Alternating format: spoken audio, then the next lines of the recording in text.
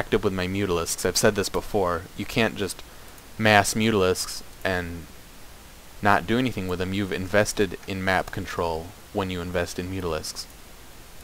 And what I see is an armory, which to me means either Thors or tank upgrades, and in this case it meant both. He got +1 and he also got Thors. It's a very safe assumption to just assume Thors when you see an armory. It's just going to happen, especially when he sees mutalisks. I mean, what more safe of an assumption is there? And also, I saw him saturating this and taking his third, so I took 2 bases for a couple reasons. I mined out here. I have 91 harvesters, and I was floating about 4,000 minerals, and I also made a macro hatch. So here's where you sit back, get gas, and tech. I have my hive coming soon. I am investing in infestors because I eventually wanted to get Neuroparasite, but he actually attacked before I could do that. And these Xel'Naga towers have helped me out so much. I thought that these were full of Marines. It turns out they weren't. But if they were, this would have been a huge pickup for me. It's not common for a Terran to send their drops directly in the middle, but who knows? And I'm actively checking for a 4th. I want to be 2 entire bases ahead, especially because I have the time to saturate it. I could send some down here, but at least the gas is saturated.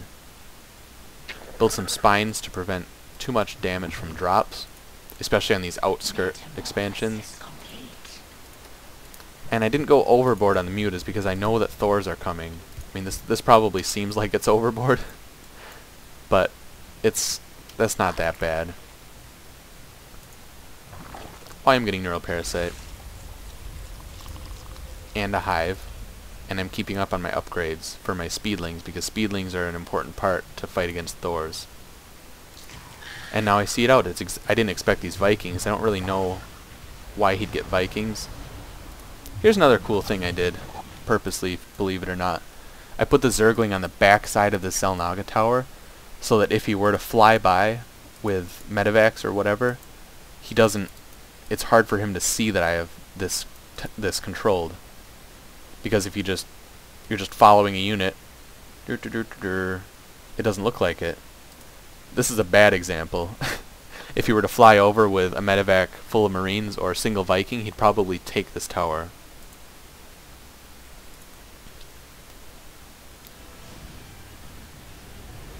And he has no idea about this expansion.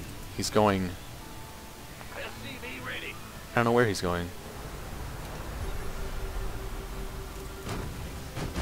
So I've learned my lesson. I'm making 6 banelings and keeping the rest of the speedlings to take down the Thors. And I have infestors. Neural's not done, but I was going the right direction. If he were to have waited for more Thors, I would have been ready. I have my units split too because I was going to do some harassment up here, but I figured that this is a pretty big army and it should require my attention. So I actually pincher his army, at least I try to. Now,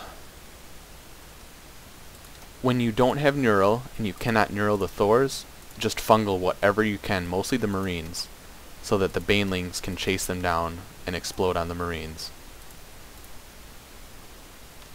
I'm desperately trying to get this army to attack at the same time, and my timing was a little off, as you can see here. It would have been nice to have the time to fly in with this group of mutas and take out the tanks before I engaged at all, but that's not a possibility. He just moved in too fast. And my fungals actually didn't hit the Marines even. It just... Nor did I use these mutalisks. I guess I was wary to send in all my mutalisks in a chunk because of these Thors, and once the Marines were dead and the tanks were dead, there's no reason why you can't just mop it up with Zerglings and not even risk losing your mutas, because Zerglings are throwawayable. They take nothing. where you don't want to just waste mutas on 2 Thors and have 6 of them die. You know, there's no reason for that. So I cleaned it up with my speedlings, and good God. What does he say? He let me get too big. He did everything in his God-given power to not let me get big. It was just well defended, and I'm not trying to pat myself on the back, but he did, I feel like he did everything he could. He doesn't even know about this base, and he has no idea how saturated this one is. He tried to not let me get big. He tried to contain me, but I had just the perfect composition, and despite terrible baneling micro, which I'm going to work on, and you guys should take this as an example of what not to do.